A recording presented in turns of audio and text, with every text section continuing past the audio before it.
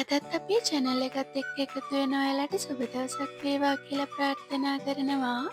අද මම ගමේ විදියට රසවත් පොළොස් සැඹුලක් හදන්නේ කොහොමද කියලා තමයි ඔයාලට කියලා දෙන්න යන්නේ. අපි දැන් යමු රෙසිපි එකට.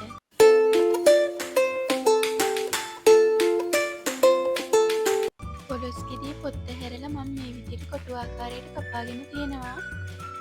මෙහිම පලාගත්තාම හොඳට ලුණු මිරිස් පොළොස් කෑල්ලට අරගෙනවා.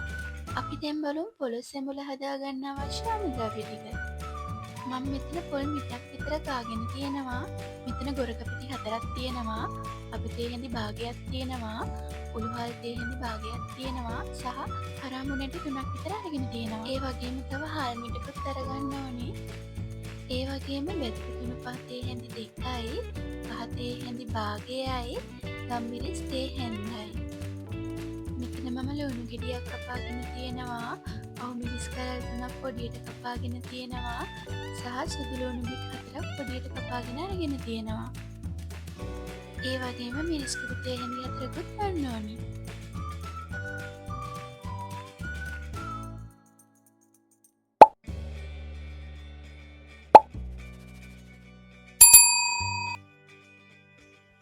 දැන් අපි පෑන් එකක් ලිපේ තියලා මිරිස් ටික බැද ගන්න තමයි හදන්නේ. මේක ලෝ හීට් එකේ තමයි බැද ගන්න ඕනේ. නැත්නම් මිරිස් ටික කර වෙන්න බලයි. මට විනාඩි 5ක් විතර ගියා මේ ටික බැද ගන්න. මේ විදියට හොඳින් මිරිස් ටික කළු වෙනකම් මම බැද ගන්නවා. දැන් බැදගත්තු මිරිස් ටික මම මේ විදියට පොළොස් එකට එකතු කර ගන්නවා. ඒකට මම බෙත්තු තුන පහ ටිකයි ගම්මිරිස් ටිකයි කහ ටිකයි එකතු කරගන්නවා. ඒ වගේම ලුණු මේස හැන්දකුත් එකතු කරගන්නවා. ඔයාලට රස අනුව ලුණු එකතු කරගන්න පුළුවන්. මම දැන් මේ විදිහට හොඳින් කවලම් කරගන්නවා. අපි මේක හොඳින් මේ විදිහට කවලම් කරගත්තා. පස්සේ විනාඩි 10ක් විතර තියන්න ඕනේ. එතකොට තමයි පොළොස් එකට හොඳින් ලුණු මිරිස් අල්ලන්නේ. අපි දැන් මේක විනාඩි 10ක් විතර පැත්තකින් තියලා අපේ හාල් ටිකයි පොල් ටිකයි බෙදගන්න යමු. මම මුලින්ම හාල් ටික මේ විදිහට පෑන් එකට දාගන්නවා. මම මෙතන සුදු හාල් තමයි අරගෙන තියෙන්නේ. ඔයාලට කැමති නම් රතු හාල් උනත් ගන්න පුළුවන්. දැන් මේක මීඩියම් හීට් එකේ මම රන්වන් පාට වෙනකම් මේ විදිහට බෙද ගන්නවා. විනාඩි 5ක් විතර යනකොට හාල් ටික බෙදෙන සුවඳ ඔයාලට එනවා. ඒ වගේම හාල් වල පාටත් වෙනස් වෙනවා. එතකොට ඔයාලා මේක ලිපෙන් බා ගන්න. දැන් මම පොල් ටික බෙද ගන්න යන්නේ. මං හාල් බැදගත් පෑන් එකටම තමයි පොල් ටිකක් දාලා බැදගන්නේ. ඔයාලා පොල් ටික බැදගත්තී වැඩි කරගන්න එපා. එතකොට මොකද තිත්තරහක් එන්න පුළුවන්. පොල් ටිකත් මං රන්වන් පාට වෙනකම් මීඩියම් හීට් එකේ මේ විදිහට බැදගත්තා. මට පොල් ටික බැදගන්නත් විනාඩි 5ක් විතර ගියා. දැන් මම වංගෙඩිය දාලා හාල් ටික කොටා ගන්න තමයි හදන්නේ. හාල් ටික ගොඩාක්ම කොටා ගන්න නෑ. බාගෙට තමයි කොටා ගන්නේ. ඔයාලට බ්ලෙන්ඩර් එකක් පාවිච්චි කරලා හරි කොටා ගන්න පුළුවන්. ඔයාලට දැන් පේනවා හාල් ටික හොඳටම කෙටිලා නෑ. බාගෙට තමයි කෙටලා තියෙන්නේ. අපි දැන් ඒකටම බෙදගත්තු පොල් ටිකත් එකතු කරගමු. ඒකත් මම වංගෙඩිය මේ විදිහට කොටා ගන්නවා. අපි දැන් කොටාගත්ත අපේ හාල් පොල් මිශ්‍රණය පොළොස් එකට මේ විදිහට එකතු කරගන්නවා.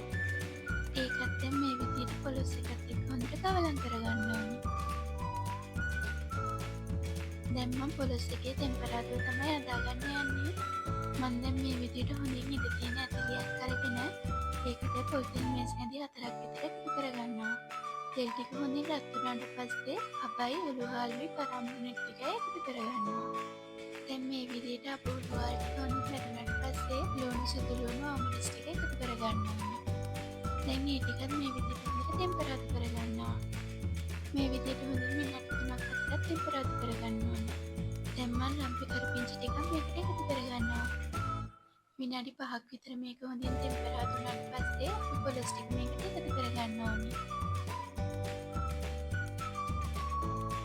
අපි දැන් පොළොස් ටික එකතු කරගෙන ඉවරයි.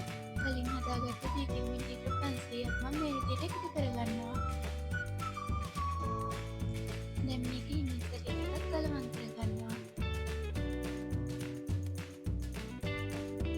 දැන් මම මේකට ගොරක පිටි ටිකත් එකතු කරගන්නවා. දැන් මේ විදිහට හට්ටිය වහලා විනාඩි 45ක් විතර හොඳින් තඹ ගන්න ඕනේ. ඔයාලා සෙරින් සැරේ මෝඩිය ඇරලා බලන්න පොලොස් ටික තැම්බිලාද කියලා. මොකද පොලොස් වර්ගයෙන් පොලොස් වර්ගයට වෙනස්. සමහර පොලොස් ඉක්මනට තැම්බෙනවා, සමහර පොලොස් ඉක්මනට තැම්බෙන්නේ නැහැ. අනික දීගිරි ටික හිඳුනොත් ඔයාලගේ පොලොස් ටික අඩිය අල්ලන්න බලයි. ඒක නිසා සෙරින් සැරේ ඇරලා බලන්න.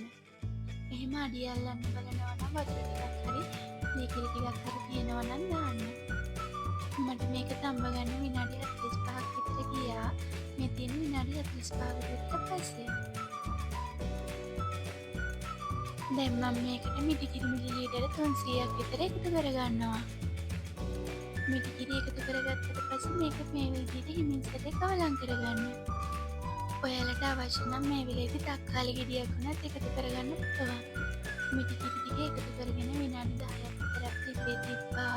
පියන වහන්න අවශ්‍යතාවයක් නැහැ. ඔයාලට දැන් පේනවා පොලොස් හැමෝම මේ වෙලේදී හොඳට උක්කු වෙලා තියෙනවා. දැන් අපි මේක ලිපෙන් බා ගන්නවා. ඔයාලත් මේ විදිහට පොලොස් හැමෝම හදලා බලන්න. හරිම රසයි. ඒ වගේම රෙසිපිය සම්බන්ධ මොන හරි ගැටලුවක් තියෙනවා නම් පහලින් කමෙන්ට් එකක් දාන්න. Thank you.